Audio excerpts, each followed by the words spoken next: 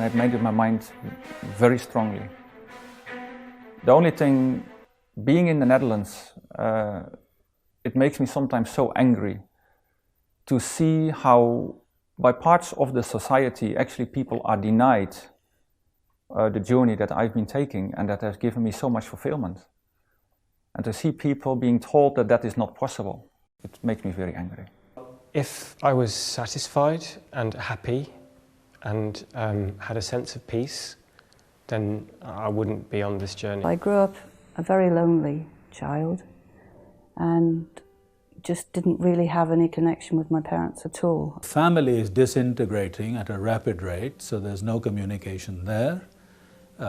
It seems from some definitions that anyone who shares a fridge is family, but that of course doesn't make for good communication. One of the main issues is the question of therapy to help people who suffer from same-sex attraction that they don't wish to have. They would like to be rid of it. They go to a therapist and they are refused because that therapist is in danger of being struck off by their professional body. There's very strong pressure on academics and journalists not to explore sexual politics in a critical way, or even a detached or disinterested way. And the reason is because it's career suicide. I use the term sexual politics to describe the rise of feminist politics and more recently homosexualist politics. And it's very striking that in the last 40 years or so, the elephant in the room in the Western world has been this rise of sexual politics. Und es ist sehr, sehr schwierig, über unsere Arbeit offen zu sprechen. Wir werden immer seltener eingeladen zu offiziellen oder öffentlichen Veranstaltungen, weil die Veranstalter häufig fürchten, dass es dann in den Medien eine große Schlacht gegen diese Veranstaltung gibt, wie es in der Vergangenheit auch oft schon passiert ist. Das heißt, dann gibt es Proteste, Politiker, die protestieren, homosexuellen Verbände, die protestieren und viele Veranstalter, egal ob es wissenschaftliche Kongresse sind oder christliche Veranstaltungen sind, möchten nicht in den Medien dargestellt werden als ein Homo-Heiler-Kongress oder wie das dann genannt wird, sondern wollen natürlich den Fokus weiterhin auf ihre gute Arbeit gerichtet haben, auch in der Öffentlichkeit. Und deshalb werden wir überhaupt gar nicht mehr eingeladen. Und wir erfahren tatsächlich auch viel Anfeindung von Hassmails natürlich, über Bedrohungen, über Demonstrationen gegen uns und so weiter. Another committee from the UN, who's had input by a lot of American gay organizations, gay activist organizations, has brought about a new statement saying that men who have sex with men have essential rights, which includes 10-year-old boys to have sex with men. So the world, through the UN, is beginning its slow march towards pedophilia. And my question is to America and the world, are we going to let this same thing throughout history occur in the modern age? Rome, ancient Rome, comes to mind. Are we really going to let pederasty, or some form of that, exist in the world today? Because that's where some of our professional committees and organizations are trying to make us move towards. Jeg tenker at moderne mennesker undervurderer mangfoldigheten i seksuallivet i antikken. Det jo utrolig for eksempel hvor mange begreper man kan ha for seksuell aktivitet i både gresk og for så vidt latin. Og at en kunne tenke at en storby som Korint eller Roma kan ha mye til felles med moderne storbyer. Understanding the rise of sexual politics in Western culture is helped by tracing ideas about sexuality that the ancient Romans, for example, might have understood. My name is Mike Davidson, and I'm exploring the towns at the foot of Mount Vesuvius in Italy, destroyed when it erupted in the 1st century AD.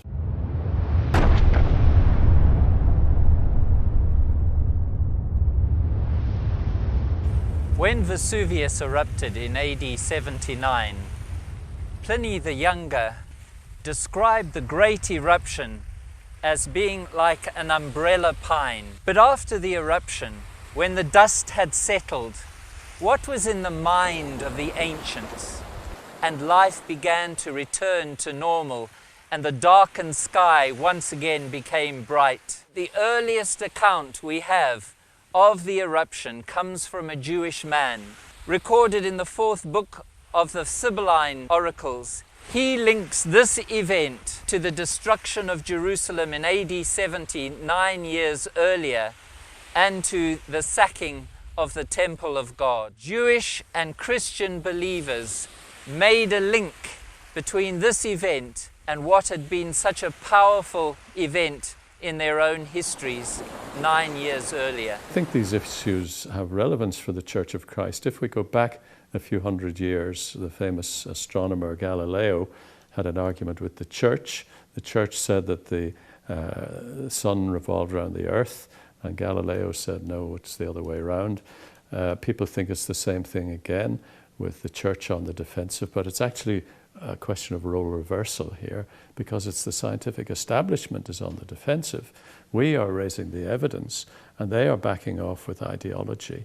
And it is important for the Church to realize this, to take courage, to stand up, to inform itself, and to fight to maintain our Judeo-Christian values. These issues aren't just for church people. You don't have to have a faith to perhaps be touched by questions of same-sex attraction. All of us are the same in that regard, and everybody stands to benefit from good science being done, and it's important that we should take a stand and ensure that science is properly carried out. The Romans, of course, persecuted the Christians for 300 years and more. The Roman Empire was one of the few civilizations in history that had cruelty for pleasure. And many Christians, of course, met their deaths in the arena, not just being executed for whatever crimes they were accused of, but for the pleasure of the circus, of the elite as well as the plebeians.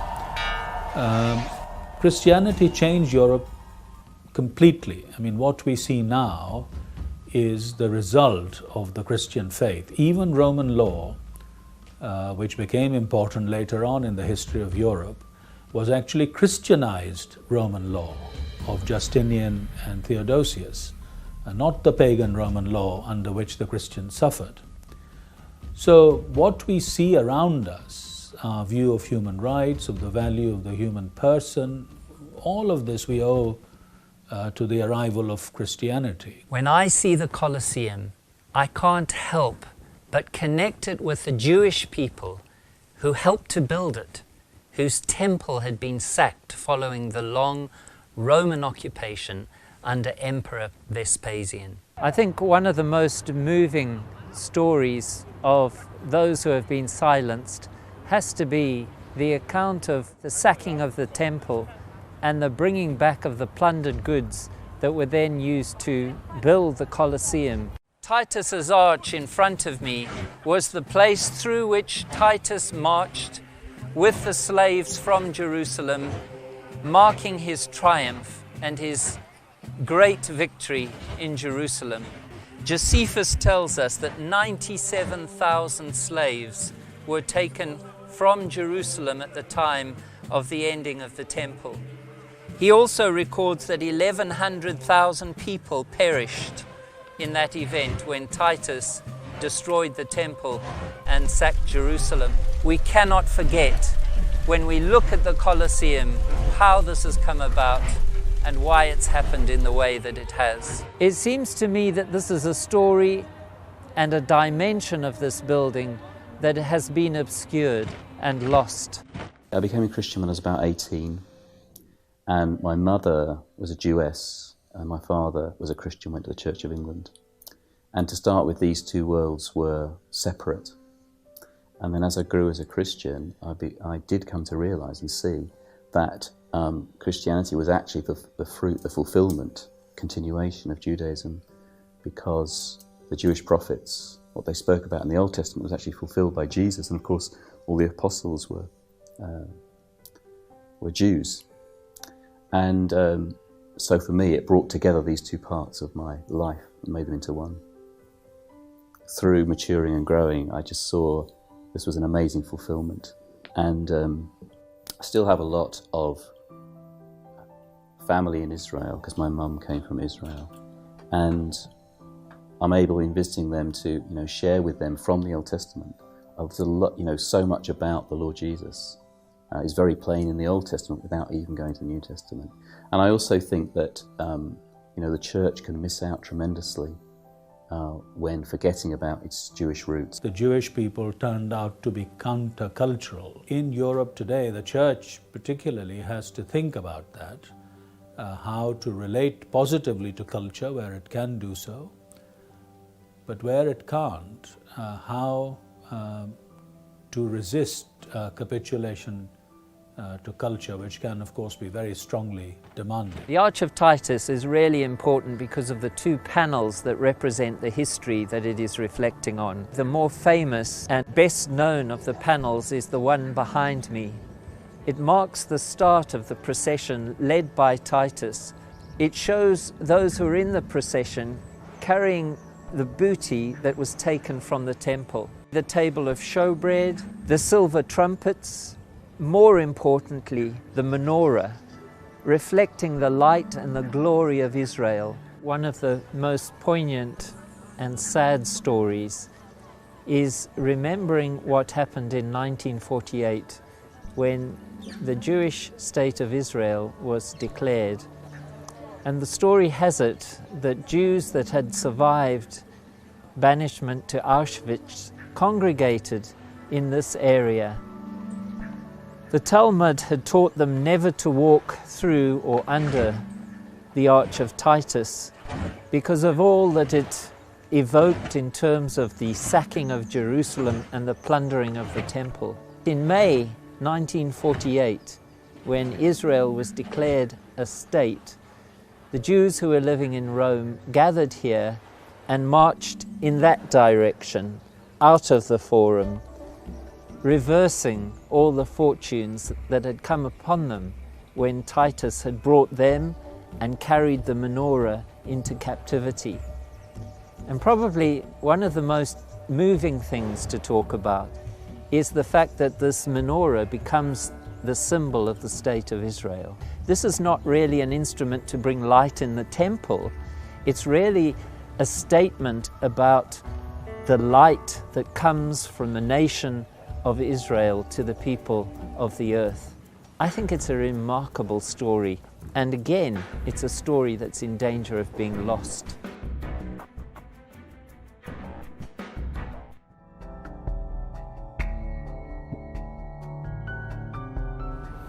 I've come to Warsaw, to the Organization for Security and Cooperation in Europe. The particular event that I'm interested in is the Human Dimensions Implementation Meeting, in which 57 nations sit round a table and examine whether or not their human rights responsibilities have been successful in terms of their home countries. I've been thinking about how some people, and particularly people of faith, are being represented in Western Europe today. Why is it that some people and some events are removed from the historical narrative that is so important in our culture today? What are the conditions under which this happens? This is part of an important question, I think, for people of faith who, it seems to me, are being airbrushed or are being presented or represented in a way that they don't own and don't want. Traditionally in Western society, there have been three main centers of opposition. One is the journalism, one is the church, and the third is the academic world. In other words, it is in these sectors of society that we expect to hear critics of government policy. So it is especially serious when these three areas are silent, when the prophets, the intellectuals, refuse to be heard.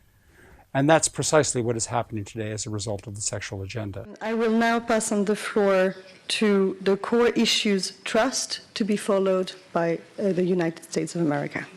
Chairman and members of the OSCE, thank you for the opportunity to share with you today. My concern is how evidence, rights, freedoms and conscience are trampled through viewpoint discrimination under the UK's aggressive secular state. Our requests are the following. We request the OSCE to note the rising intolerance of liberal orthodoxy among politicians in an increasingly intolerant UK state. Secondly, the uncensored propagation of hate speech terms such as bigot to denounce unpopular viewpoints about therapy for unwanted same-sex attractions. The UK would like to respond in relation to the issues raised by the representative of the Core Issues Trust. The UK government is committed to the safeguarding freedom of religion, of free speech and defending the valuable role of faith in public life. We fully support people's right to conduct their lives in accordance with their faith, insofar as this does not unlawfully interfere with the rights of others.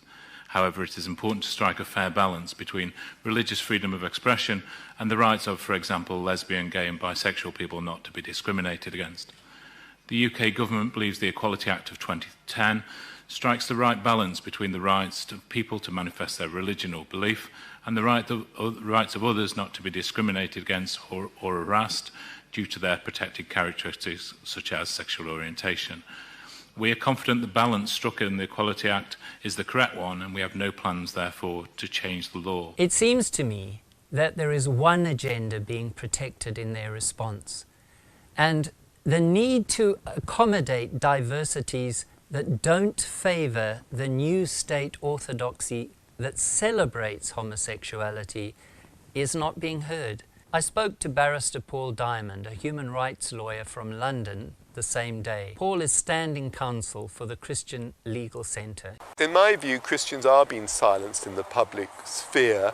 They're actually being silenced from our opponent's point of view for a very good reason, that Judeo-Christian values work, Christianity works, and it produced, for example, in the United Kingdom, parliamentary democracy, tolerance, and freedom, and human rights, all the things our opponents claim we didn't give and they will give. And I think we can see the fallaciousness of that argument. Secularism is also a worldview, and its presuppositions need to be examined and sometimes challenged. But having said that, if the nation wants one of these new realities that you're talking about to be acknowledged, then it must also acknowledge that other people may have a different view, and to accommodate them, to respect properly formed consciences. That is very important, I think, if a free society is going to be maintained and to flourish. The idea of reasonable accommodation is that people's beliefs must be respected at the workplace. Again, not just for Christians, but for wide sections of the community. Reasonable accommodation of belief and the manifestation of belief at the workplace, but also, of course, in other areas, for example, in volunteering or in running voluntary agencies. That is where reasonable accommodation needs to be made. A very good example happened in 2013 when I was testifying in the State Senate of New Jersey. They were considering a bill that would have banned sexual orientation change effort therapy for minors. And I testified, having been someone that came out of homosexuality myself and helping a number of individuals also transition out of homosexuality. And after I testified, a man who was transitioning into a woman, a transgender activist, Brielle Godani, spoke about being sent to a conversion therapy torture camp, as she called it at the time, called True Directions. She said they had used electroshock and electroconvulsive and also different types of aversion therapeutic methods. I went and researched the details of this experience of Brielle Godani. I actually interviewed her for about an hour. She took my phone call, got the details. So I was genuinely concerned that if this kind of activity was indeed happening, that I would be someone that would be on the front lines trying to shut it down. I mean, But what we found out was that there wasn't a shred of truth involved in this camp at all. In fact, True Directions was never existed, the camp True Directions. What it did exist was a 1997 movie starring drag queen RuPaul, which is a satire on sexual orientation change effort therapy. And in that satire movie, the camp was called True Directions. And in this satire, parents sent their gay or LGBT identified children to this fictitious camp called True Directions to, quote, turn them from gay to straight. Well, we now know that that whole story that Brielle Goldani told was lifted from this 1999 movie starring drag queen RuPaul. I called the Ohio Secretary of State and Attorney General's office, and in fact, no such camp called True Directions ever existed. I even spoke to the church in New Jersey that Brielle Goldani said sponsored her to go to this camp, and they said it was a ridiculous notion for them to ever agree to or support any such endeavor. We exposed this story as lies. We called reporters. We said, you know, this story has been entered into evidence, into testimony, and this is affecting children's lives in New Jersey. And they wouldn't touch it. They wouldn't expose it. They completely shut us down, wouldn't allow our voices to be heard. And tragically, that bill got through the legislature and was signed by the governor in August of 2013. The main issues that we took up were this business of what is the evidence that people are born with their sexual orientation, and what is the evidence that they cannot change. These seem to me to be entirely fair and appropriate questions. We addressed them to the President of the Royal College. She never replied to us. After 2 months, we had a letter saying we will not discuss these things. Now, I think that's gross. It's rude on any level, but in terms of their medical responsibilities, it's gross. We asked proper, well-researched and detailed questions about the science, and they won't discuss it. The Royal College of Psychiatrists have misled both church and state. They made a submission to the Church of England which had 5 broad themes. You're born gay because it's biological. You can't change. If you try to change, you'll harm yourself. If you find that you're depressed or suicidal, you are probably suffering from homophobia in society. And likewise, if you find it hard to hold a same-sex relationship together, it's probably society's fault. Now, all 5 of those are unsupported by science. The Royal College itself undermined the first 2 of these. The following year, they brought out a new position statement which said, not it's biological causation, but it's a combination of biology and early life experiences, and they used the crucial word postnatal. And what happens to you postnatally means you were not born that way. And that message needs to go out around the world. You were not born that way. Similarly, they acknowledge that there is a fluidity in sexuality so that it can change. They don't accept that it can be changed, but it can change. So that undermines the second point. The third point they sustained by misquoting or misrepresenting a scientific paper by changing the word majority to read small minority. And the fourth and fifth points were rebutted by the Church of England Working Group itself, to whom they made the submission, who said, look, if you look at the studies that you are referring to, they don't actually support the points that you're making. So all 5 of these points are invalidated. Science, in many respects, has been hijacked, and I don't think you should base a civil rights movement on the suppression of certain data. Why is there such criticism against you and reparative therapy? Because the greatest threat to the gay agenda is when one man stands up and says, I was once homosexual and I'm no longer homosexual. That's a major threat to the gay agenda. Why? Because fundamental to the gay agenda is you're born gay. A very good example of the politicization of this subject is in 2009, the American Psychological Association wanted to release a study, an extensive study on the subject of homosexuality. And we submitted our names, those of us in North, myself, Yarhouse, Stanton Jones, Dean Bird. These are all big names who have submitted, have done research in this area. We submitted our names, we were all rejected. The principle of client autonomy has always been very important. And if we imagine a spectrum, what's happening now is that all the major mental health institutions have moved from the client end of the spectrum to the therapist end, where the therapist will direct the goals. The issues that have failed to reflect scientific rigor, I think, can be summarized in the consensus document that the mental health organizations have together produced, which asks itself three questions. First, what is conversion therapy? Part of the answer, we believe, note that phrase, it has the potential to cause harm. Why do therapy professionals consider it unethical? We believe it would be irresponsible and potentially damaging. What does research tell us about conversion therapy? We believe that it would be likely to reinforce the notion that these feelings are wrong or abnormal. These answers are not scientific answers. They are ideological. Science has been replaced by ideology. The American Psychological Association is very much governed by special interest groups, and that dominates the policy making. The policy is not based in science. The policy is based on politics.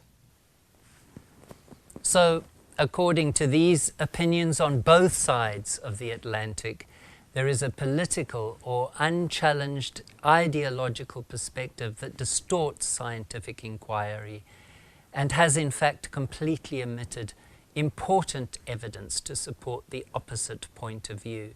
It seems to me that what you're saying has to do with the nature of the evidence that is either being presented or not being presented. It does.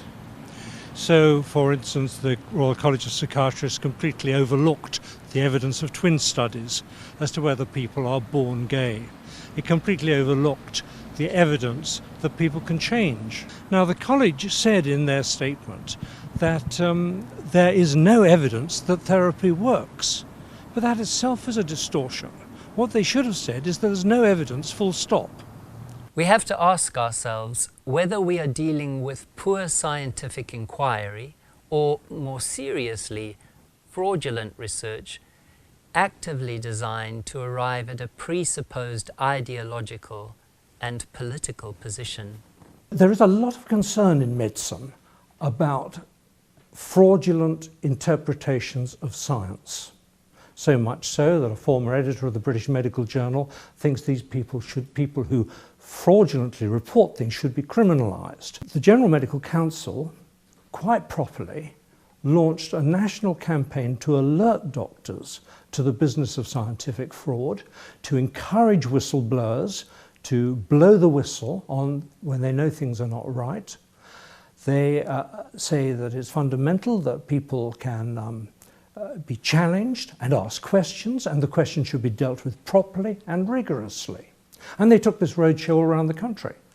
So it seemed only appropriate that we should draw this particular matter with the Royal College of Psychiatrists to them and show them this example. And they won't handle it. They're a toothless tiger. Wir reden niemandem etwas ein. Wir informieren über die Möglichkeit eines Zusammenhangs zwischen lebensgeschichtlichen Verletzungen und der Entwicklung einer homosexuellen, bisexuellen oder manchmal auch Transgender-Orientierung. Jeder muss selber sehen, ob das für ihn in seiner Lebenssituation, wenn er mit solchen Empfindungen ringt, zutrifft oder nicht.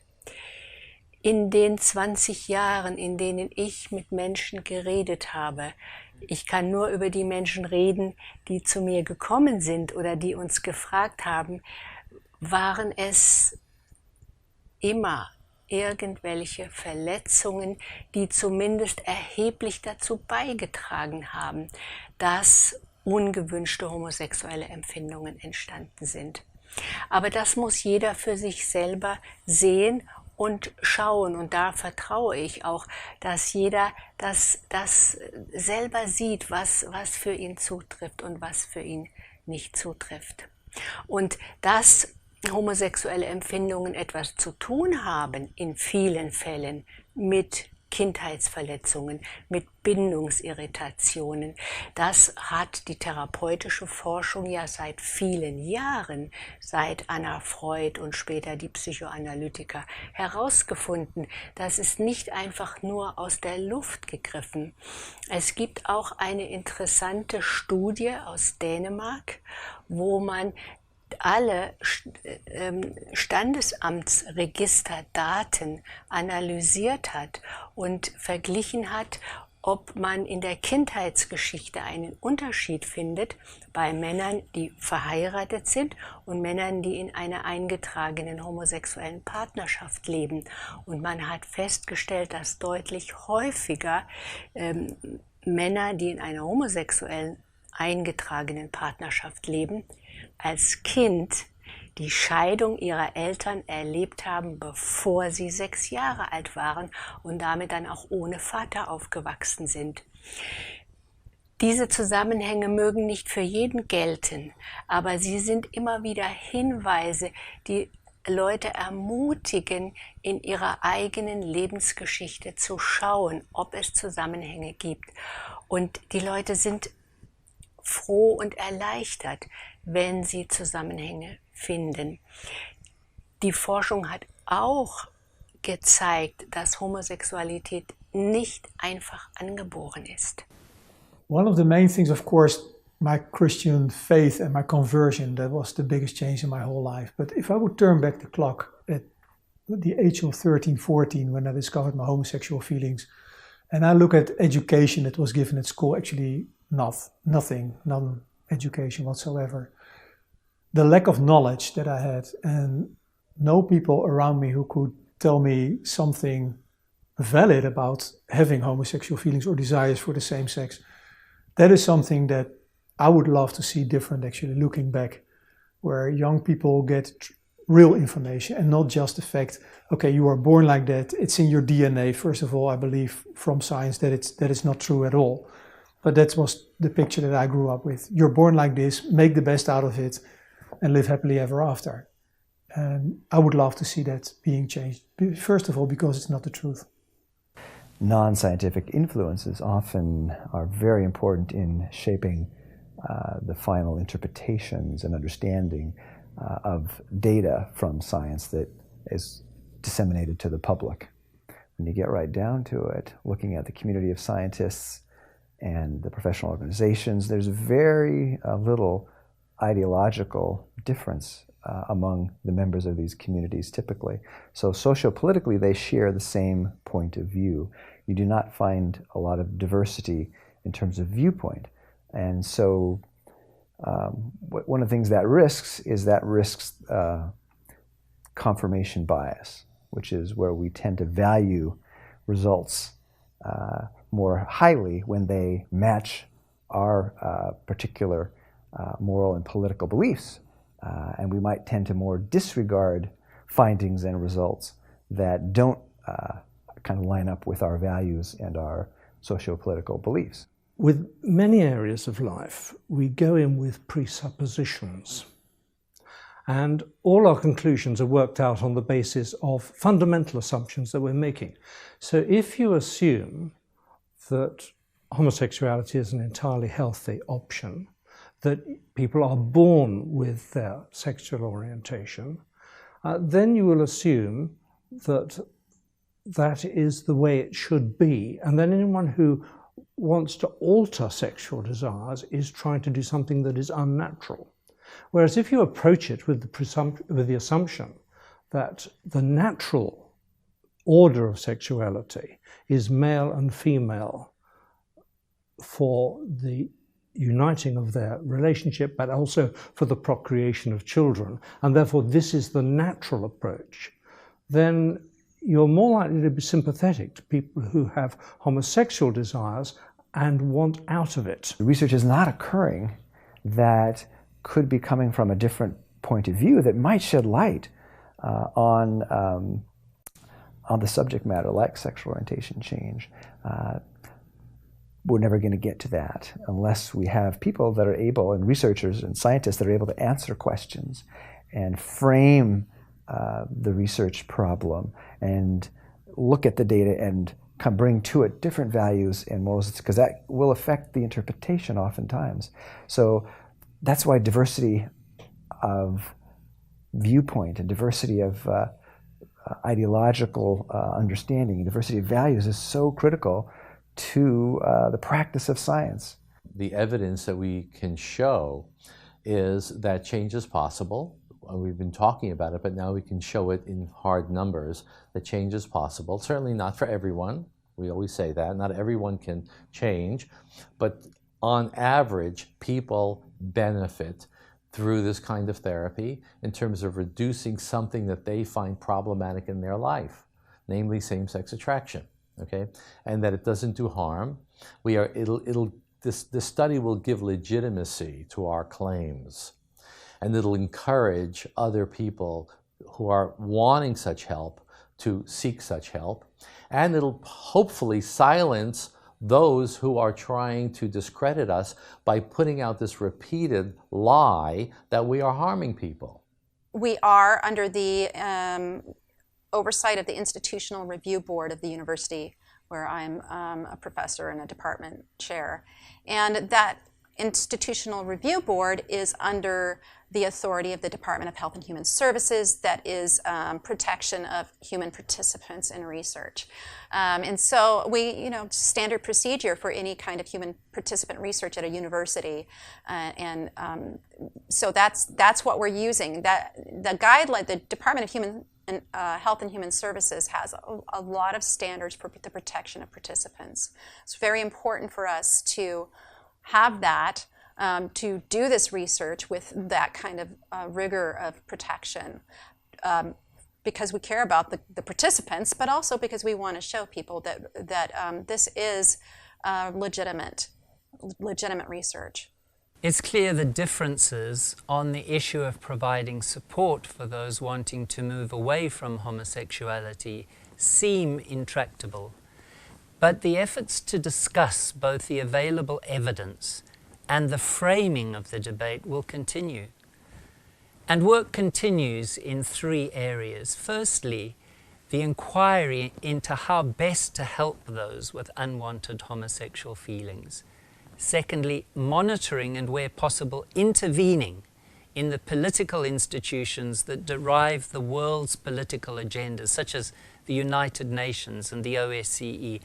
And finally, challenging misleading assumptions both in and outside of the church. One of the misleading assumptions cultivated by activists and revisionists wanting to modernize Christian teaching on sexuality is that loving homosexual relationships were unknown among the ancients. They claim, for example, that the Apostle Paul's opposition to homosexual practices was because he didn't understand that homosexuality is an inborn natural orientation. But scholars like Hubbard, for example, refute this. Many of the ancients questioned sexual behaviors of the day. After the Colosseum was completed by slave builders in Rome, Jewish slaves, mindful of Jewish or Christian teachings on sexual purity, may well have found themselves disseminated into towns like Pompeii and Herculaneum in southern Italy, at the foot of Mount Vesuvius. When the gospel of Christ came, with its Judeo-Christian values, it challenged the pansexual values of the Greco-Roman world then, just as it continues to do today. Homosexual practices had been unknown in ancient Israel, the home of the slaves, and there's no record of homosexuality taking root in that society. Such practices, however, were common in Europe. What did the slaves make of it? Over the years, archaeologists have found many places in Pompeii reputed to be brothels, usually thought so because of erotic frescoes or murals that are placed on the walls. But the building behind me, the central lupanar, is probably the best example of a dedicated site that is known to have been a brothel.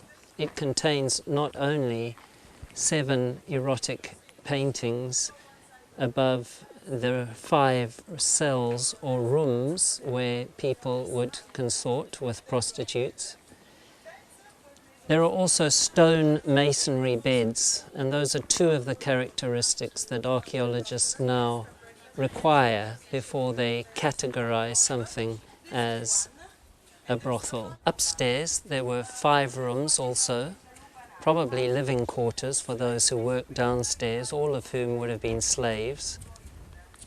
And there would have been 1 large room upstairs also that was a kind of common room. Sexual desires affect everyone.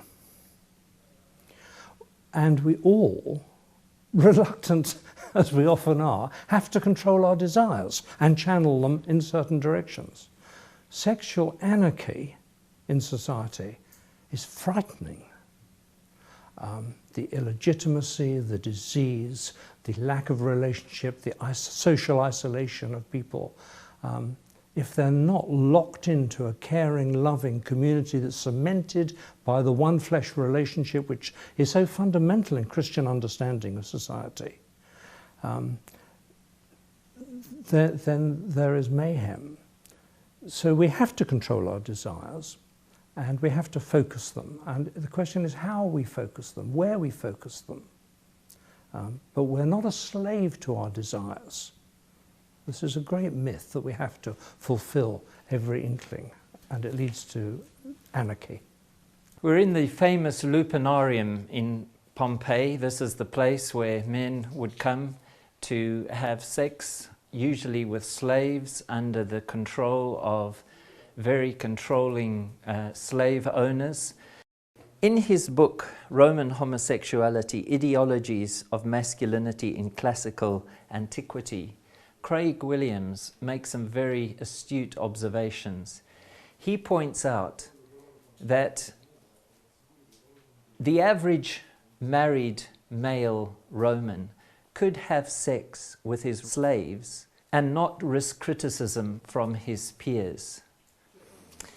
This is a time that adultery was frowned on more than pederasty. And interestingly, he points out that if a man's masculinity was impugned by his neighbor, what he could do is cite the fact that he had had sexual relations with his accuser's sons as a way of countering this accusation.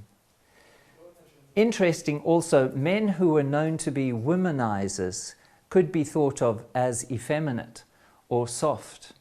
So what we see here is a completely different ideology of sexuality and particularly of masculinity.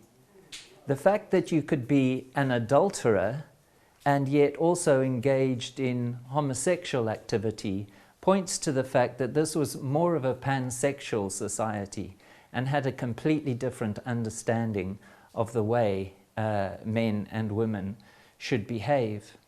I think it also points to the fact that we are trained and we come to take on board the sexual mores of the culture and the society that we live in. This is surely evidence of the huge environmental contribution towards our understanding of sexuality. One of the reasons for coming to Pompeii is to try to begin to understand the difference between the ancient ideologies and the modern ideologies that teach us about the differences between concepts of sexuality in ancient and modern times. I think this is very important because it helps us to understand the environmental and cultural input to sexuality that all of us experience, that we imbibe almost by osmosis because of the cultures and the societies that we grow up in. And it teaches us that ideologies come and they go, and it's the culture that brings that about. Now we know that the brain itself isn't fully developed until you're well into your 20s, mid-20s. This has enormous implications for adolescence. If adolescence carries on that long, what you experience in adolescence, you're laying down neurological responses, pathways of desire, which can be molded and shaped by your activities. So you're reinforcing in your adolescence, you're laying down and reinforcing what are going to be the instinctive responses that you will enjoy in later life. So we have to allow for people to not set down pathways, and we see this in all sorts of other areas such as pornography. If you constantly reinforcing those pathways, it's very difficult to throw off. Similarly, promiscuity becomes very difficult to throw off. Later in life, adulterous desires become laid down. If you've wrestled with these things in your adolescence or your early adult life, they probably will be recurring throughout life and have to be dealt with. You've got to face them. The battle goes on. Everyone is affected by this. We have to learn to control our sexual desire. Amikor az a kritika ér, hogy ráerőltetek valakire valamilyen világnézetet, azzal nehezen tudok mit kezdeni, hiszen nagyon sokféle megközelítése van a témának, és azt hiszem, hogy nekem el kell fogadni, hogy más-hogy látja. Nekem azoknak kell segíteni, akik azzal keresnek meg, hogy ők nem érzik jól magukat homoszexuálisként, és ők szeretnének változtatni. És az a fajta segítség, amiben én tudom őket kísérni, az akkor működik, hogyha mi hasonlóképpen látjuk ezt a kérdést. Ha valaki máshogy látja, én azt hiszem, hogy az az ő szabadsága, hogy máshogy látja. Nem akarok senkire ráerőltetni semmit. Amikor valaki a homoszexualitás kérdésével keres meg, és ebben kér segítséget, én, mint lelkipásztor, lelkigondozó, nem a témát vagy az ügyet látom, hanem az embert, akinek ez egy egzisztenciális nehéz kérdés. És ilyenkor én azt tartom fontosnak és hitelesnek, hogy emberként tudjak ebben mellé állni, és keresni vele azokat a válaszokat, amikre ő, vagy keresni azokra a kérdésekre a válaszokat, amivel ő megkeresett. Ilyen emberek is, akik a homoszexualitással küzdenek, megfordulnak a programjainkon is, ezért is találtuk nagyon fontosnak azt. Ha ez a korai kötődés nem jön létre, itt sebek keletkeznek, fájdalmak vannak, ezeket gyógyítani kell.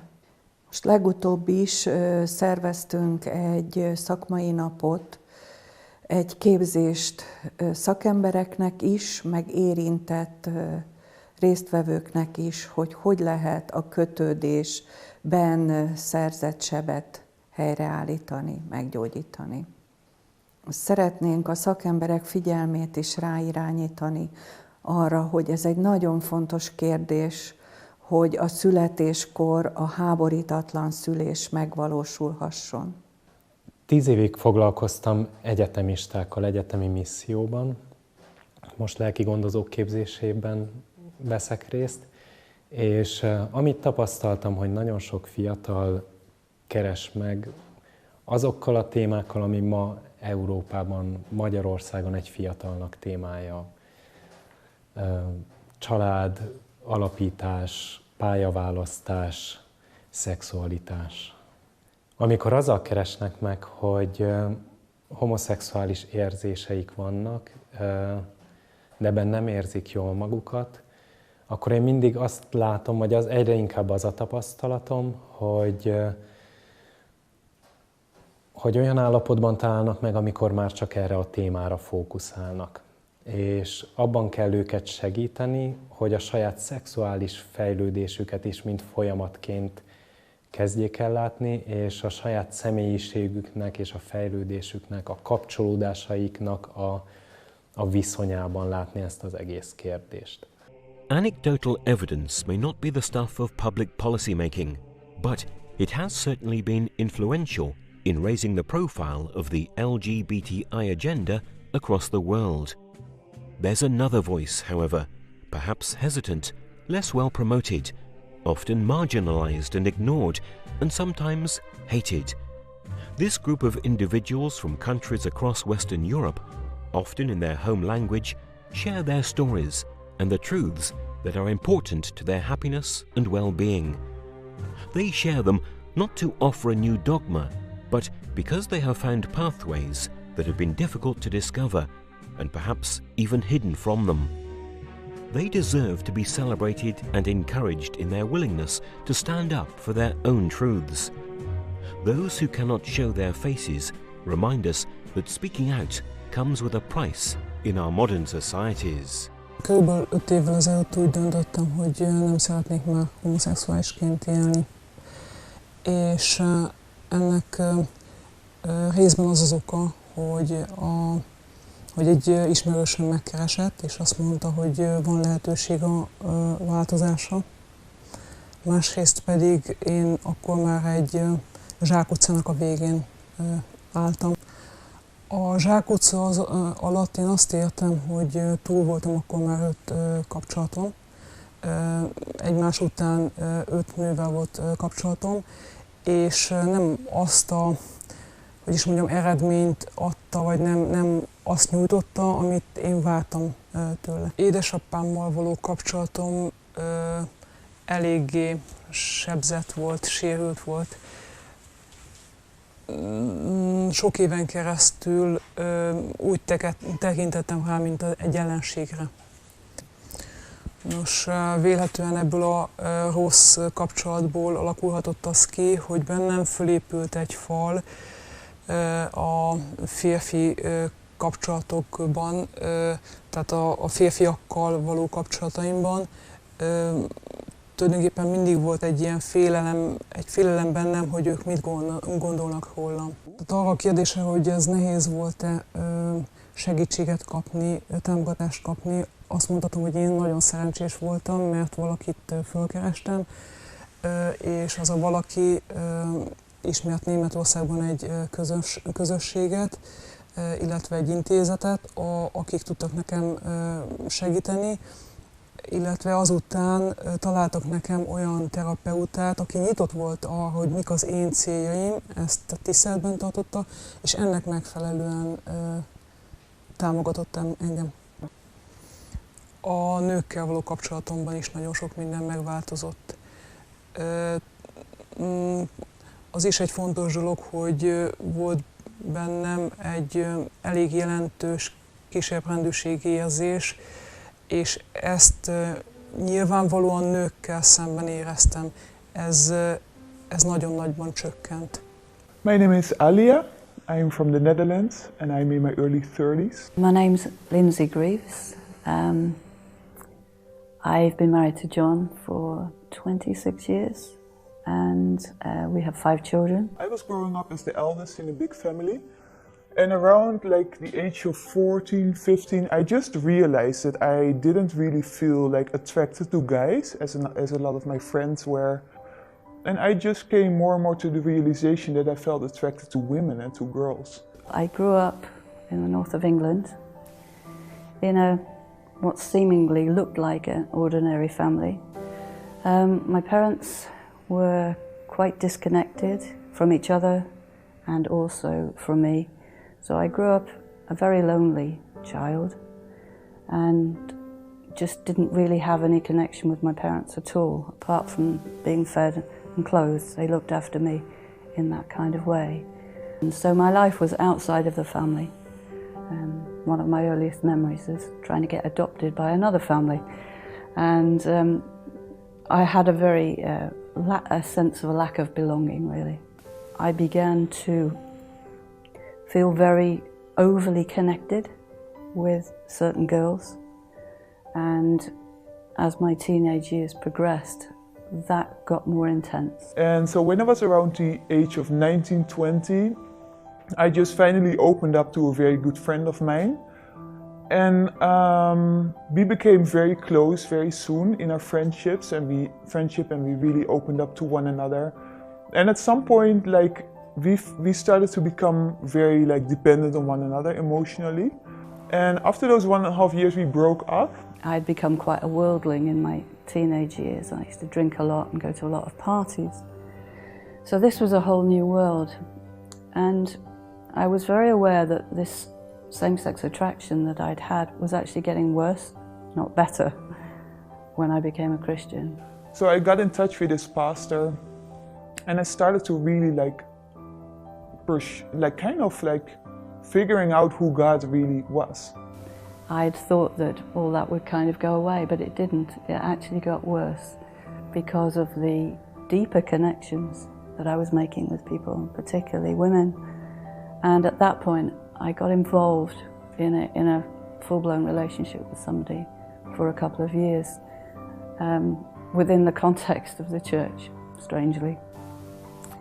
At the time, I didn't think that it was wrong. It felt right, and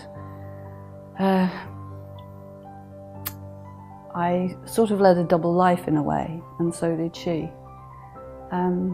But after about 2 years, I began to feel that it was wrong, and I began to know that God had something more for me than this. So, and I also realized when I was honest towards myself that there was definitely some hurt, like in my life, in the area of womanhood, in the area of relationships with other women, in the area of relationships with men. And I just started to go through inner healing and to go through my traumas and to work on my issues. And just in that whole process, I have changed. I came back from abroad and I was in faith to meet somebody. And we met at a party and we had an immediate connection with each other. We both shared a love for the Jewish people and for the Bible and for all things God, really. And we had an immediate connection with each other. I knew straight away that this was the man that God wanted me to marry. And it filled me with great joy. And I was very excited. And so we actually got married within a year of knowing each other. I have definitely changed. I've completely changed. Like even in the way how I look, the way how I view life, the way how I relate to other women, the way how I relate to men. And definitely something has grown in the way I see men. But I definitely have every now and then a thought. And I mean, yeah, there are definitely moments that I think, okay, you know, like, oh, I'm triggered a little bit. But I know where it comes from, and I know what the roots are to those triggers, and I also know what to do with it. I got married, but I'd never really dealt with the root reasons, only up to a point. Then about 10 years ago, after we'd been married some time and had 5 children, we came across a ministry in the church which helped people with this. And at that point, I really began to get to grips with the deep reasons of why I had been so intensely same-sex attracted, because it was still there in my life, and I knew that it was still a vulnerability. And I had a bit of a crisis about 10 years ago on that issue, which really propelled me to get to the bottom of it, which I did. And I received some real help from a particular ministry in this area. I wish that I had been able to access that much earlier on. And I have a deep heart for people now who are in my situation, who need help. Ich heiße David und ich bin 44 Jahre alt. Ja, also ich hatte von Anfang an eine sehr schwierige Beziehung zu meinen Eltern. Ich habe über die Gefühle meiner Mutter gelebt und hatte es relativ schwer, in Beziehung mit meinem Vater zu treten. Aus dem Grund konnte ich dann auch nicht in der Weise mich öffnen und wirklich in Beziehung gehen, wo meine Gefühle, sage ich mal, Raum hatten. Und so war ich auch in der Schule mit Gleichaltrigen, habe ich mich sehr schwer getan und musste dort sage ich mal, ja, eigentlich erleben, dass ich nicht dazugehöre, dass ich nicht angenommen bin bei denen. Yes, I'm Ansel Pronk. I'm 44 years now. I'm married for 8 years with Sinomso and we have 3 children. In der Vergangenheit musste ich meine Gefühle verstecken, mich selbst eigentlich verstecken, weil ich immer den Eindruck hatte, ich gehöre nicht zu den anderen. Ich reiche nicht. Es ist nicht gut genug, was ich mache. Und ich kann die anderen in ihren Emotionen, in ihren Gefühlen, in ihrem Wesen gar nicht erreichen, ihnen nicht genügen und gehöre deswegen nicht dazu. My own personal journey started in a family with 5 children. Went to church, quite Orthodox church. My father was working very much, very hard to try to provide for the family, but we didn't see him that much at home. And then when I was about 16 years old, maybe a little bit earlier, 14, 15, I gradually started realizing that, yeah, to me something was wrong because I didn't fall in love with girls as other guys did, and I started developing feelings for the guys. Most relationships were very short, only focused on my body, not on me. It was about 16 years ago now. I went to a conference, and that was for the first time that I really got an encounter with the Lord. Das, was mich am meisten erreicht hat, wo ich am meisten Lebensmut wieder gefunden habe, das war die Männerreise, die ich mitgemacht habe, wo ich erkannt habe, dass ich ein Mann bin, der einen Wert hat. Und ich habe dort dann erlebt, dass in dem, wo ich das verstanden habe, wo ich das verinnerlicht habe, dass plötzlich meine schweren Depressionen und Selbstmordgedanken weg waren, die mich über Jahrzehnte begleitet haben. When I came back from the conference, I actually quit my job and I went to do the counseling schools with Youth with a Mission. And when I did particularly the addictive behavior counseling school, I came to realize so many issues that were not right in my life.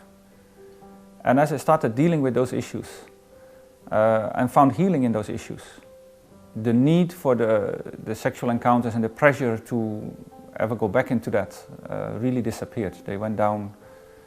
And it was only a couple of years later, it was like some years that I really didn't have any desire. No strong desires to guys, but I didn't know yet how to fall in love with a girl. It was only some years later, as I started growing more and more and just living out who I really was. And I came also to realize that I'm not just a homosexual, I'm actually a human being where sexuality is just a part of. And as I just started growing in all the other aspects, a couple of years later, I suddenly got butterflies in my stomach towards a woman, and that was in Nigeria. And I've not even married that woman, but as most times with relationship, it doesn't match immediately. But then about 2 years later, I got to know my wife and we started a relationship and got married. And for me, finding healing in many aspects of my life, and in the end, even receiving a healing in my sexuality was just like a big gift. And for me, the biggest crown after my marriage, after receiving my wife and getting married, was to receive children. I realised towards the end of my 20s that I had certain compulsive behaviours, patterns in my life, which had come to a head and had really started to interfere with my ability to function. And I started to find ways to control or find a solution to these problems so that I could have peace and live a relatively happy and normal life, because those behaviours, including alcohol and my sexual behaviour, were preventing me from finding any peace or from being happy or even being able to function in terms of, you know, making a living, supporting myself. Also mein Name ist Marcel, ich bin 29, ich bin vom Beruf Sozialarbeiter und mit dem Thema Homosexualität bin ich jetzt schon, oder mit dem Thema Veränderung auch, bin ich jetzt schon unterwegs, seit ich 21 bin, also schon seit 8 Jahren jetzt. und ja, war auch selber 6 bis 7 Jahre in Begleitung wegen dem Thema Homosexualität und Veränderung. So what is motivating you to seek solutions around the conflict that you experience in the area of sexuality? Well, if I was satisfied and happy and had a sense of peace, then I wouldn't be on this journey. Ich kam darauf, dass ich Hilfe brauche, eigentlich aus mehreren Gründen oder aus 2 Gründen. Zum einen habe ich mir viele Fragen gestellt, was diese homosexuellen Gefühle eigentlich sind und ob ich das jetzt ausleben soll. Hatte mich auch schon ein Stück weit dazu entschieden, das auszuleben. Und dann kam aber ein Prozess, wo es mir sehr schlecht ging. Und es war immer schon so in meinem Leben, dass ich zu anderen Menschen, ich war damals in der Ausbildung, in der Berufsausbildung, zu Kollegen und anderen Azubis, zu anderen Auszubildenden, gar keinen Kontakt hatte und dass ich immer ganz allein war für mich und dass es mir deswegen dann immer schlechter ging und ich dann, ja, es mir sehr schlecht ging, sodass ich auch überlegt habe, mich umzubringen und dann habe ich eben von Wüstenstrom erfahren und mich da gemeldet und so kam ich dann in den Prozess.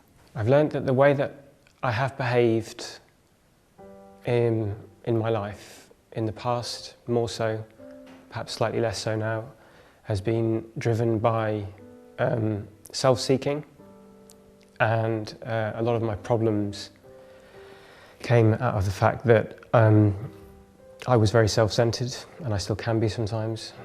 I always thought of myself first, and I didn't think enough about others. And that, I learned that in my successful attempts to overcome addiction to alcohol and other things. I found a spiritual solution which involves relying on some power greater than myself, which means that I no longer need to reach out to those destructive behaviors. Ja, ich weiß inzwischen, warum ich diese Gefühle habe. Ich wurde sehr früh, als 3-, 4-Jähriger, schon von meiner Mutter körperlich beschämt. Ja, meine Mutter hat mich körperlich beschämt, sozusagen nackt verprügelt von meiner Schwester. Wir haben 2 Frauen eben meinen männlichen Körper beschämt. Und auch durch ihre Aggression und ihre Verbote, also es ist mir viel verboten, mich auch dadurch sehr beschämt, sodass ich in mir den Gedanken entwickelt habe, ich darf gar keine Bedürfnisse haben. A huge part of the progress that I believe I've been able to make has been in cultivating true relationships. In the first instance with people around me. Was mir bei Wüstenstrom geholfen hat, war zuerst mal, dass jemand da war, der mich versteht, der auch selber mit dem Thema schon selber homosexuelle Gefühle hat und selber auf dem Weg ist und der mich erstmal angenommen hat, mit dem ich erstmal reden konnte. Was mir auch geholfen hat, war, dass ich verstehen konnte, warum ich denn so viel Angst vor anderen Menschen habe, also warum ich mich schäme, in einer Gruppe zu sein, vor allem in einer Gruppe von anderen Jungs. Und die körperliche Beschämung hat dann mit 8 Jahren zwar aufgehört, aber in mir hat sich diese Beschämung verfestigt. Und als ich dann in die Pubertät kam, mit 13, 14, habe ich dann angefangen, andere Jungs anzuschauen und mir vorzustellen, wenn ich diesen Körper hätte, dann müsste ich mich nicht mehr schämen.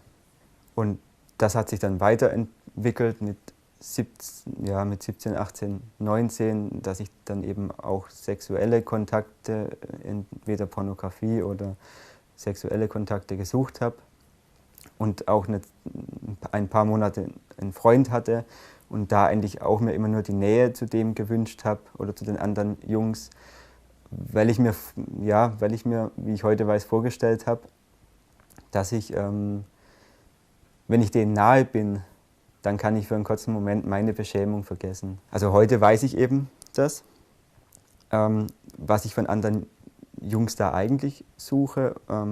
Deswegen möchte ich auch keine homosexuelle Beziehung, sondern eben ich suche den authentischen Kontakt mit anderen Männern, denen ich dann sagen kann, wie es mir wirklich geht und was ich wirklich von ihnen will. My name's John Greaves. I grew up in England and I've been a teacher for the last few years. So the story of my life, I was brought up in a happy family. Mother, father, 3 siblings. And the only difficult side was my relationship with my father. The relationship with my mother was very good and then probably became too good. I see now that I identified greatly with my mother and could never work out how to connect with my father. So when I came to puberty, when I became a teenager, when sexuality started, it never developed in the standard way. So I had same-sex attraction from a very early age. And looking back again, I think that is, I was trying to connect with my father and never did.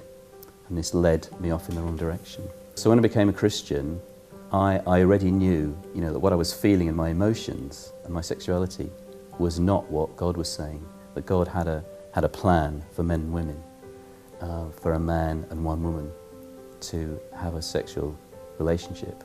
And what I was feeling didn't fit with that, so I had this problem.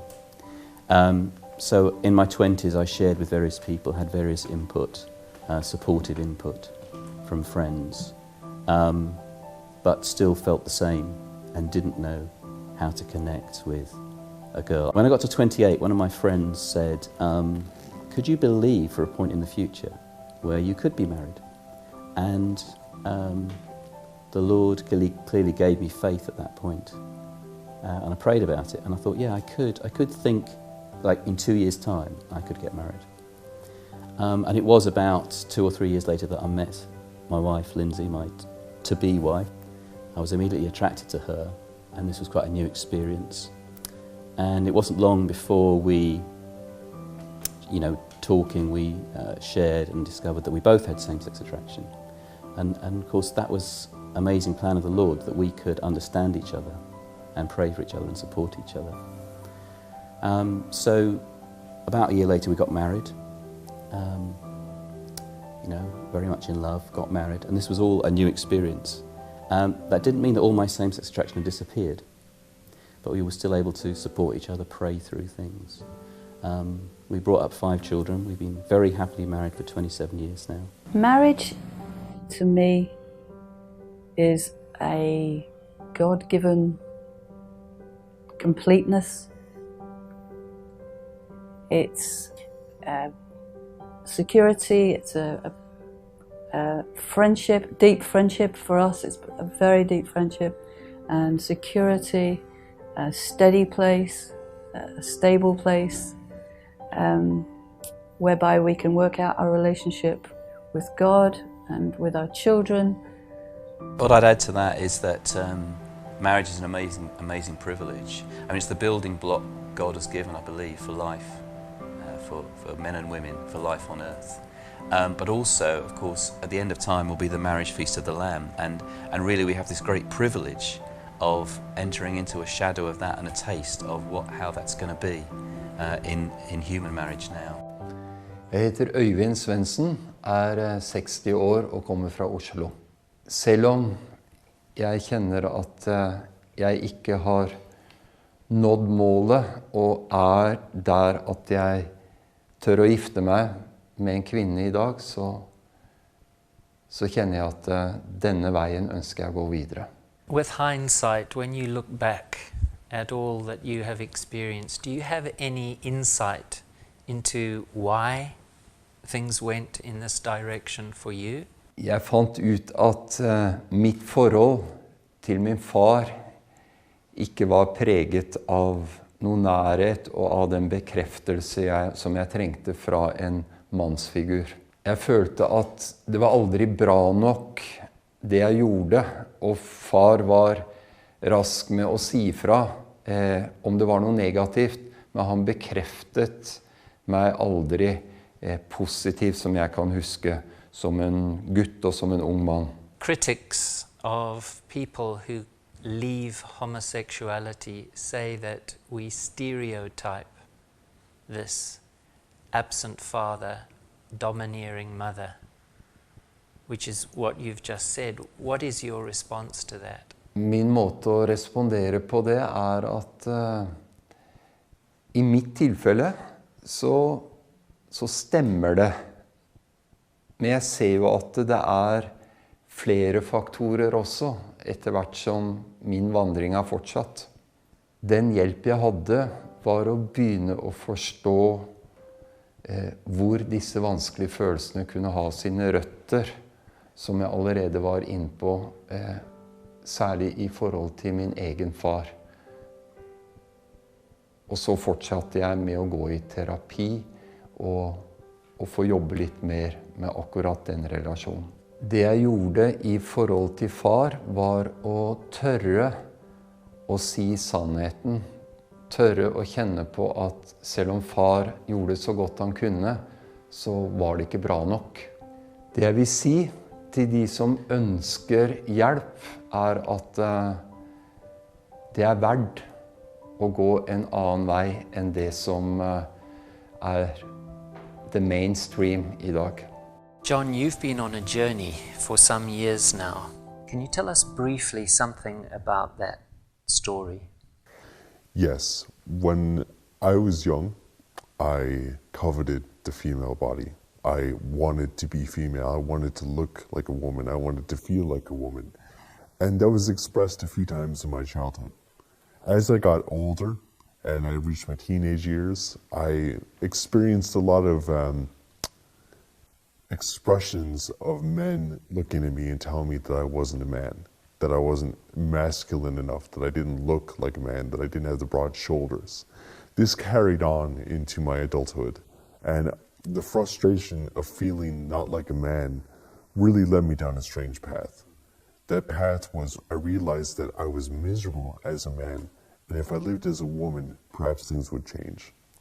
And so I decided to become a pre-op transsexual woman.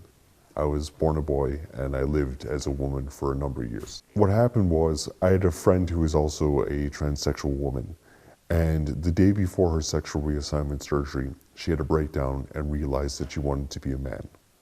When I heard that story, I was beginning to look at my own life. Before I even heard about my friend who changed her gender back to being male, I was constantly praying to God and saying, I don't know what to do. I'm doing what I think is right, but I have no idea if it is right for me. And so when I heard the story about my friend transitioning back to being male, I began to look at my own life, and I realized that it wasn't for me. I couldn't do it anymore. I felt like an empty man. It had nothing to do with being a woman. It had everything to do with the fact that I didn't feel masculine. And when I realized that going down the path of becoming a female in society wasn't right for me. Menschen, die in dem Bereich Hilfe suchen, werden sehr schwer haben, echte Hilfe zu finden.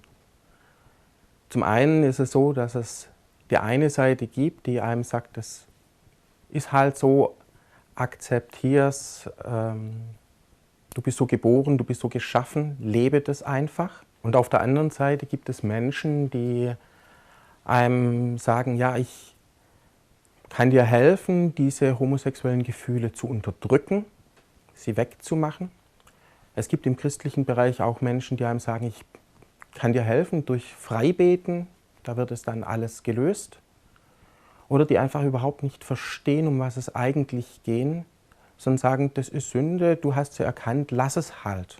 Aber wirkliche Hilfe, wo jemand mit Rat und Tat tatsächlich da ist, er einen annimmt und zuhört und ernst nimmt, wo die Schwierigkeiten und Probleme sind und er sieht, dass es eben nicht so einfach ist, das gibt es kaum. Und die werden auch mit aller Gewalt totgeschwiegen, sowohl von der Kirche wie von der Politik. Ich versuche, das einfach mal so zu beschreiben, wenn ein Mann, der sich von einem anderen Mann abgelehnt fühlt, wenn der einen Raum betritt, dann erwartet er eigentlich von dem anderen Mann eine Zurückweisung. Und in dieser Zurückweisung und in dieser Erwartung erlebt er Angst und Stress. Und gleichzeitig empfindet er sich selber als minderwertig oder denkt sich, er kann sich gegenüber diesem Mann nicht behaupten. Und das wird dann in der Therapie bearbeitet. Ich bin Pascal Müller und bin 23 Jahre alt. Mein Name ist Stefan Schmidt. Ich arbeite jetzt seit 11,5 Jahren in einer Beratungsstelle, in einer christlichen Beratungsstelle in der Nähe von Stuttgart. Dort beraten wir besonders Menschen, die mit ihrer Sexualität, mit ihrer Identität als Mann oder Frau ringen, Probleme haben und Hilfe suchen. Wenn ein Mann sich zurückgewiesen fühlt von einem anderen Mann, dann erfüllt meistens die Sexualität die Rolle eines inneren Theaters. In diesem inneren Theater kann dann dieser Mann, der sich erstmal zurückgewiesen und minderwertig fühlt, auf einmal eine bedeutsame Rolle spielen, indem zum Beispiel der andere dann ein großer Freund ist, der mich umarmt und der mir Mannsein verleiht, oder indem ich mich vielleicht sogar in den Körper eines ganz anderen Mannes verwandeln kann und so eine bessere Männlichkeit bekommen kann. Für mich war es in erster Linie, würde ich sagen, ein Problem, weil ich selber gemerkt habe, irgendwas ist in mir unstimmig. Wenn ich mich in einem Moment von einem Junge angezogen gefühlt habe, dann habe ich gemerkt, dass das kein Friede oder eine Ruhe ist, sondern da hat irgendwas dahinter gesteckt. Ich habe am Anfang nicht aktiv nach Hilfe gesucht für das, was ich als Problem empfunden habe, sondern habe mich damit versteckt. Was dann passiert ist, war, dass ich Freunde hatte, die wie Väter für mich waren. Die wussten zwar nicht von meinem Problem, aber sie haben mir doch viel Anerkennung und Bestätigung gegeben. Da wusste ich, da gehöre ich dazu, und da war nicht die ganze Zeit die Frage präsent, gehöre ich hier dazu oder nicht? Akzeptieren die mich? The key elements of reparative therapy is that a trauma occurred in which the boy feels inferior, not worthy of being connected to men. That came from father or brother or peers. As a result, he desires to be close to men, but he's afraid to be close to men. And that tension is resolved in fantasy through sex. That's the theory. So I would just listen to these men and try to be supportive, but I began to hear a pattern. And the pattern was a deep resentment toward their mother. Even though they were very close to their mothers drove them crazy, frustrated them. And that they had a deep disappointment in their father, who showed no particular interest in them. Then on top of that, there was bullying, an older brother who was, as Freud said, if a homosexual has an older brother, it's a feared hostile relationship. Again, I've never seen an exception to that. Und in diesem inneren Theater spielt von daher die Sexualität eine ganz große Rolle. Können wir jetzt aber die Beziehungen auf der realen Ebene, in der Wirklichkeit verändern, sodass, wenn ein Mann begegnet, er sich wirklich angenommen fühlt und auch Annahme mit dem leben kann, dann verändert sich automatisch auch der Inhalt seiner Sexualität. Und das Konzept, das dahinter steckt, ist eigentlich das Konzept des Kontaktes, des psychologischen Kontaktes. Das heißt, wenn Menschen nicht glauben, dass sie eine eigene Identität haben, dann leben sie entweder mit anderen Menschen verstrickt, das heißt, sie erwarten etwas von anderen, was sie ihnen geben müssen, Oder sie müssen sich in deren Gegenwart auflösen und wollen von daher jemand haben, der sie rettet. Und dieses Konzept verändern wir, indem wir den Männern beibringen, dass sie sagen können, ich habe ein Mannsein für mich, ich kann das mit anderen teilen und leben und daher kann ich ganz bei mir bleiben und in mir auch zur Ruhe kommen. Und dann entfällt sozusagen auch dieser innere traumatische Inhalt, der die Sexualität antreibt. A big part of the therapy is encourage our clients to make connection, emotional connection with straight men. And they're afraid to do so. And that should tell you right there that there's something wrong with the gay psychology because they're afraid of men. Paradoxically, they're attracted to them but afraid of them.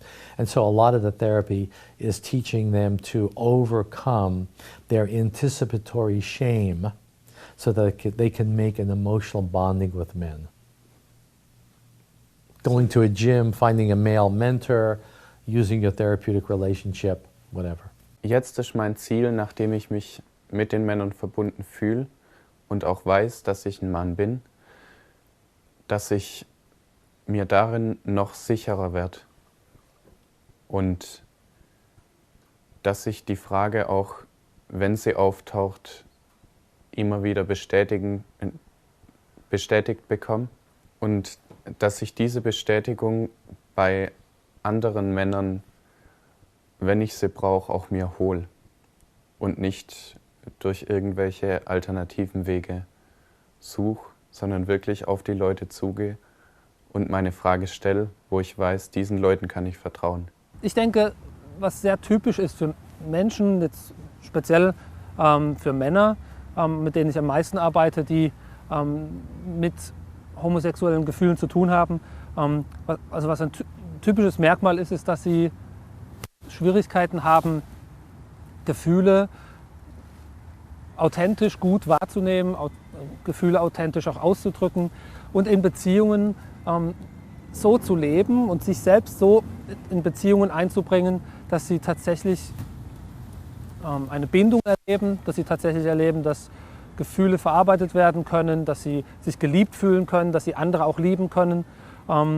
Also viele beschreiben das auch bei sich tatsächlich als ganz große Schwierigkeit. Ich heiße Timo und ich bin jetzt seit einiger Zeit unterwegs, um meine Identität besser zu verstehen, meine Männlichkeit besser zu verstehen, mich zu verstehen.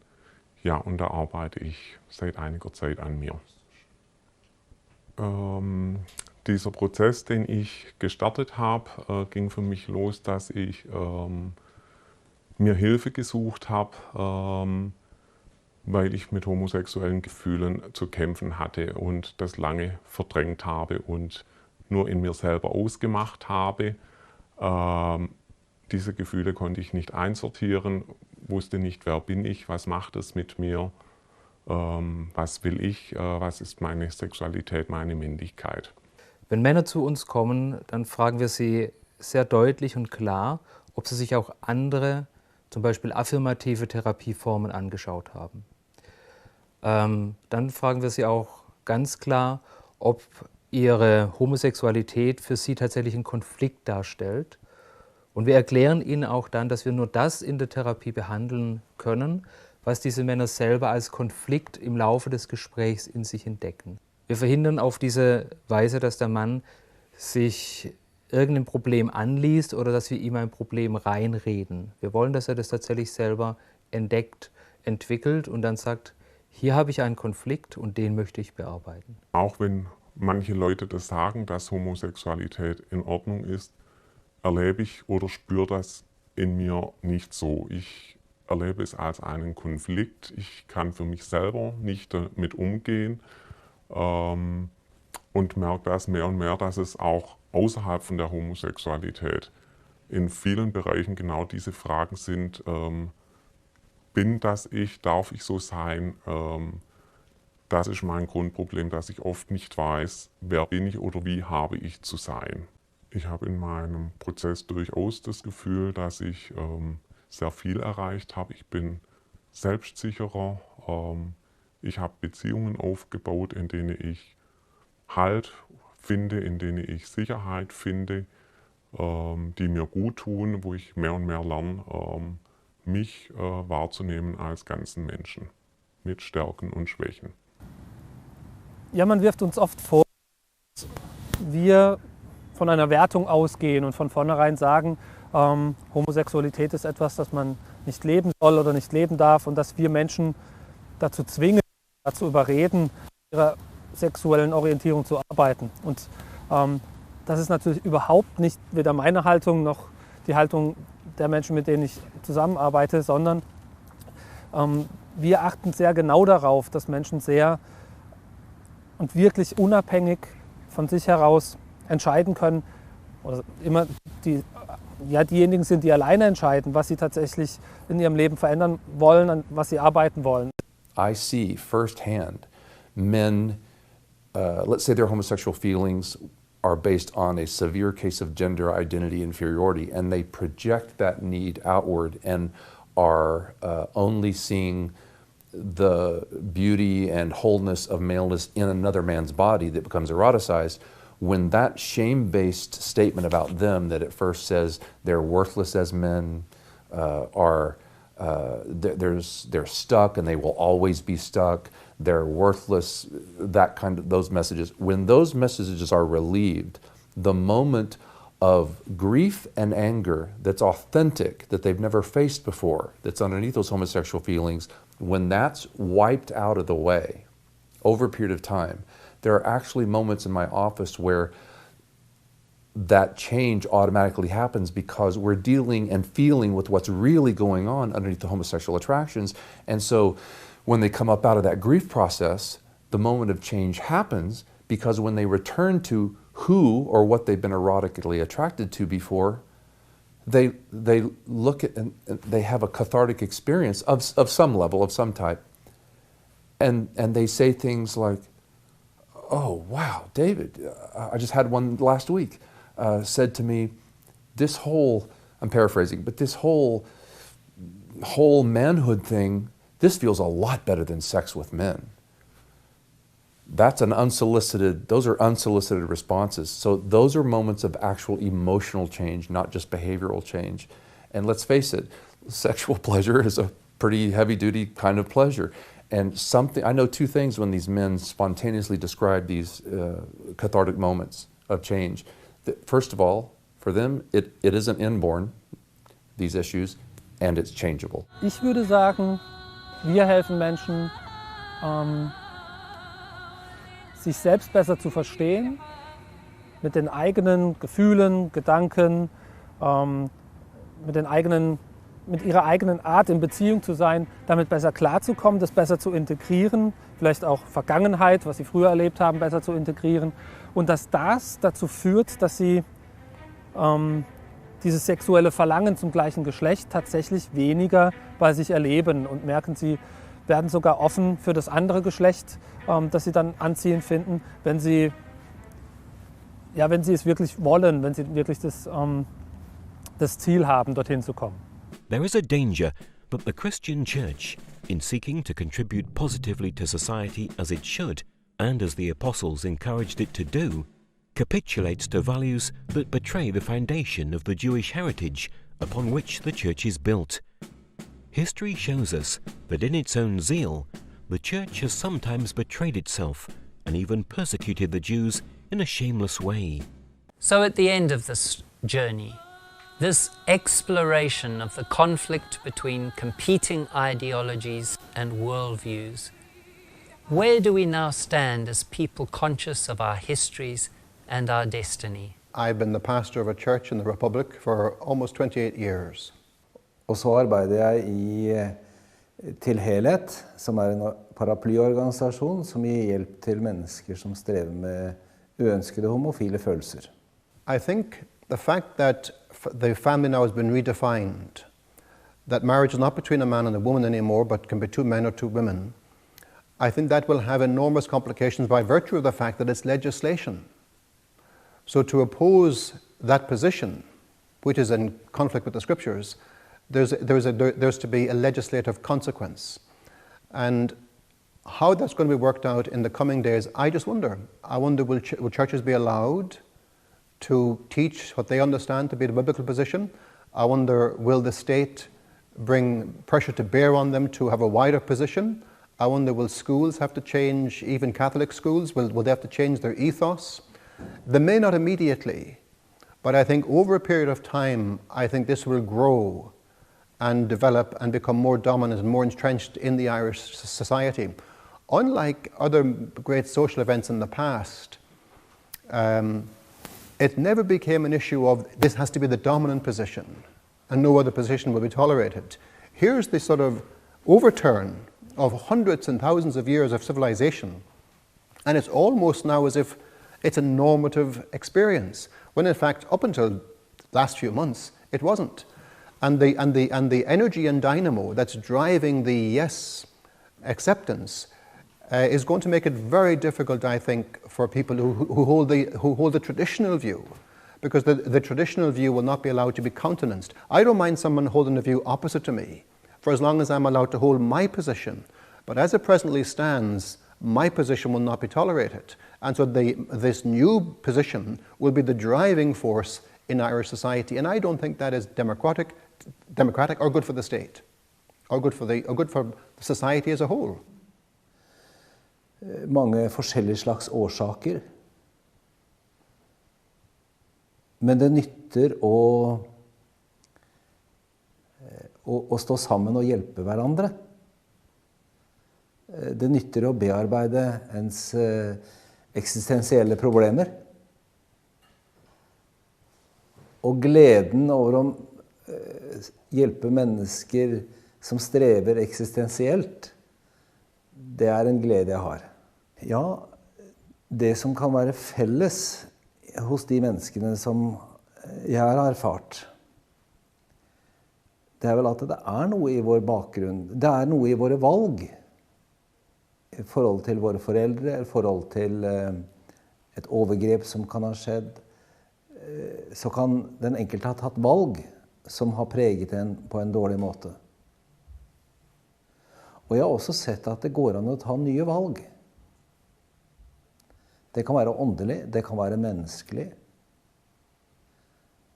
som kan forandre vår holdning til oss selv og til våre omgivelser og til våre relasjoner. Ja, det går an. It's very dangerous and unhealthy for any subject to be treated from one side only. And yet this is what we find in both the media and academics, is that sexual politics we only hear about it from its promoters.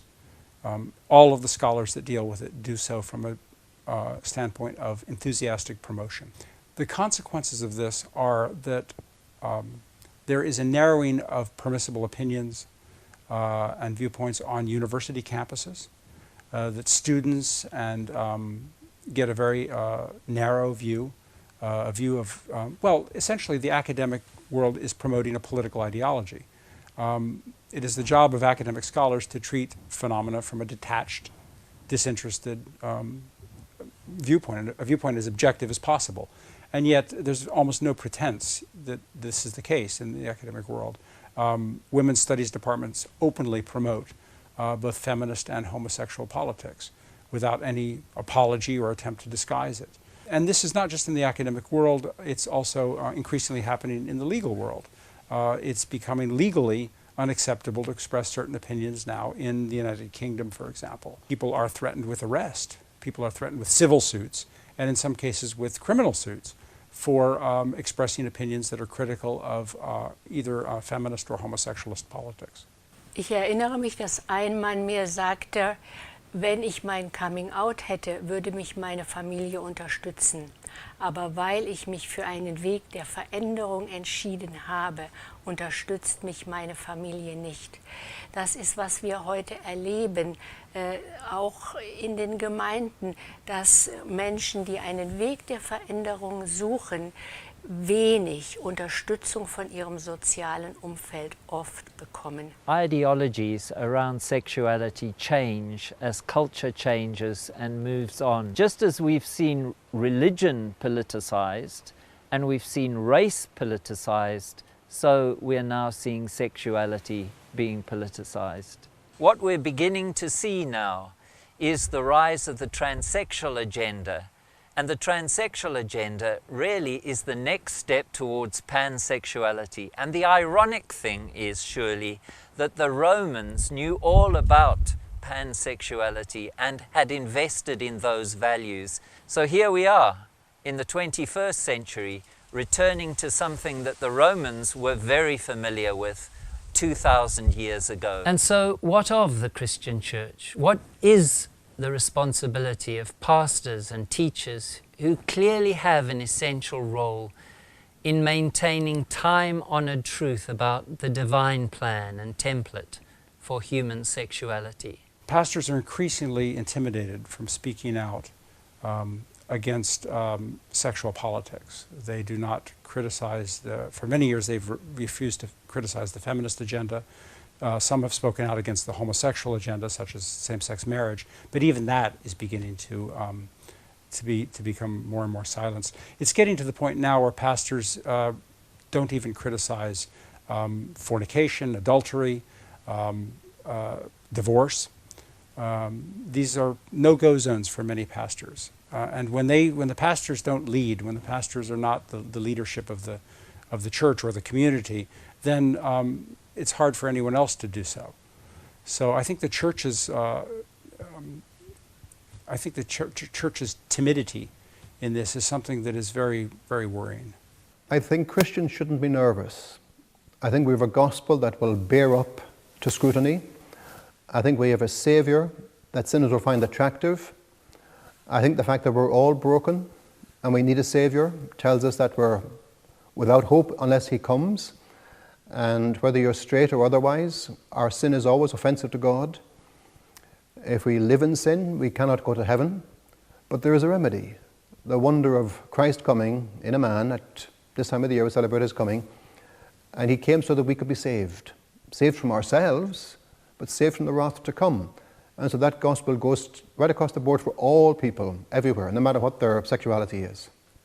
Yes, I was saying to a man this morning, in fact, who said to me, a complete stranger I met, and he said that he had lost his faith. So I said, well, you know, what you're talking about is a very serious business, because it's not just faith that you've lost, but a way of looking at the world, a way of looking at the human condition. How are you now making sense of the world and of yourself? So we need the Christian faith for ourselves to make sense of our own life, of course, but also of the world, of society. Where are we going to start if we don't have any moral or spiritual tradition that is acknowledged? If we have no vantage point, as it were, then we will not be able to make the right decisions. We've reflected on the emergence of Judeo-Christian values on European soil and the influence this has had on Western civilization in the Americas and wherever it is found. We've heard the gentle voices of those who wish to leave homosexual practices and who do so for their own purposes and sake of conscience. We've listened to those who support their journey and fight for their rights and freedoms to live life as they see fit. Finally, then, it is time to say that those ideologies that force men, women and children to accept a reality they do not wish to own are damaging and hurtful. It is time to respect difference and to accommodate these individuals who choose as a matter of conscience, belief and free will not to embrace dogmas of sexuality that will surely pass.